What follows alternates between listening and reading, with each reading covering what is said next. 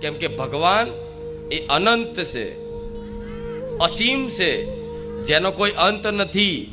વિજ્ઞાન ગમે તેટલું બ્રહ્માંડમાં પહોંચશે ને એટલું બ્રહ્માંડ વિશાળ થતું જાય છે, એટલું વિશાળ થતું જાય છે. તેવા અનંત બ્રહ્માંડ છે ઉપર. કેટલા અનંત બ્રહ્માંડ.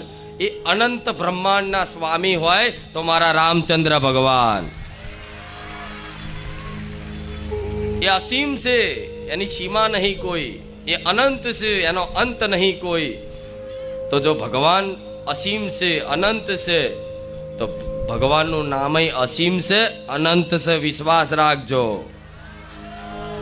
શું? ભગવાનનું નામ અનંત છે, અસીમ છે. એટલે મારા ભક્તોને, બારેજા ધામ આવનારા ભક્તોને મેં સોલંકી પેઢીની માતાએ રામ નામ પ્રદાન કર્યું છે. જેમાં કોઈ વસ્તુ વારણ